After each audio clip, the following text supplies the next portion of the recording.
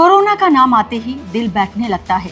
तबाही का वह मंजर आंखों के सामने एक बार फिर दोहराने लगता है।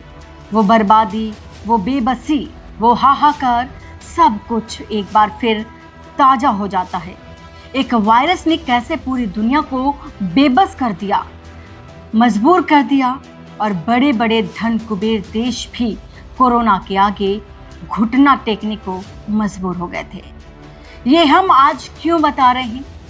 दरअसल इसकी वजह है कि दुनिया भर में कोरोना एक बार फिर पैर पसार रहा है।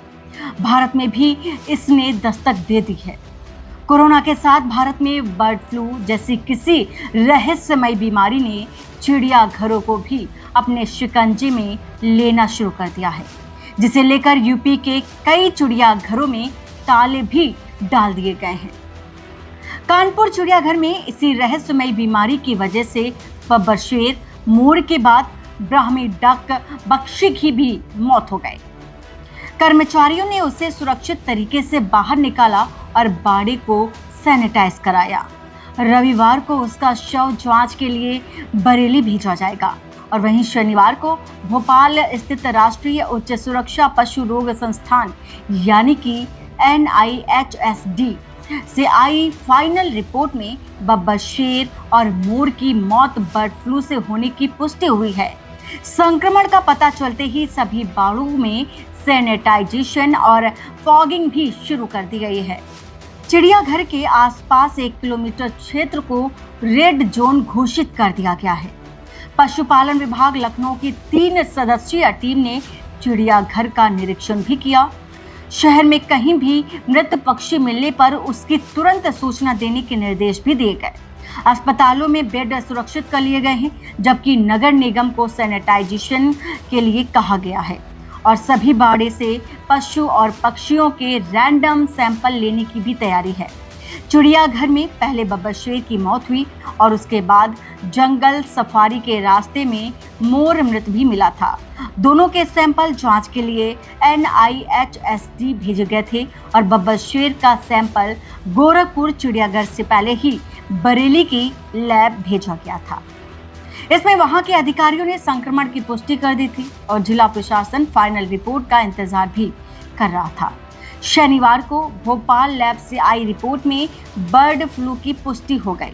सूचना मिलते ही लखनऊ से एडिशनल डायरेक्टर प्रथम poultry doctor Rajendra Prasad, joint director रोग नियंत्रक डॉक्टर विवेकानंद गंगवार, संयुक्त निदेशक पोल्ट्री डॉक्टर राजेश्वर सिंह, अपर निदेशक डॉक्टर अनिल कुमार गहलोत और मुख्य पशु चिकित्सा अधिकारी IDN चतुर्वेदी और चिड़ियाघर के पशु चिकित्सा अधिकारी और रेंजर के टीम ने शेर के बाड़े की जांच की और यहां से पक्षियों और अस्पताल परिसर में रखे गए वन्य जीवों को भी देखा।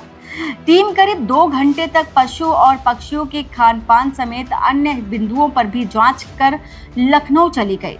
दूसरी तरफ अब पूरी दुनिया में कोविड के 3 नए वेरिएंट की दस्तक से सहमे हैं। कोविड के 3 वेरिएंट की दस्तक से सहमे हैं लोग और चीन समेत तमाम देशों में दोबारा लॉकडाउन की नौबत भी आ गई है। भारत में भी इसकी एंट्री हुई है और अब तक 93 लोगों को चढ़ा है कोविड का बुखार। यह खतरनाक वायरस एशिया के कई देशों में भी फिर से दस्तक दे चुका है। सिंगापुर, हांगकांग, चीन और थाईलैंड जैसे देशों में कोरोना वायरस के नए मामलों की संख्या में काफी इजाफा भी हुआ है और इस बार संक्रमण के लिए ओमिक्रॉन के नए वेरिएंट JN.1 और उसके सब वेरिएंट LF7 और NF1.8 को जिम्मेदार माना जा रहा है। कोरोना वायरस ने एक बार फिर से एशिया के कई देशों में दस्तक दी है, जिसके कारण अब इन देशों में फिर से लॉकडाउन के हालात बने हुए हैं।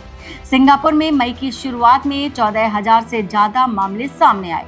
अप्रैल के आखिरी हफ्ते में यह संख्या करीब 11,100 थी और यहां मामलों में 28% का इजाफा भी देखा गया।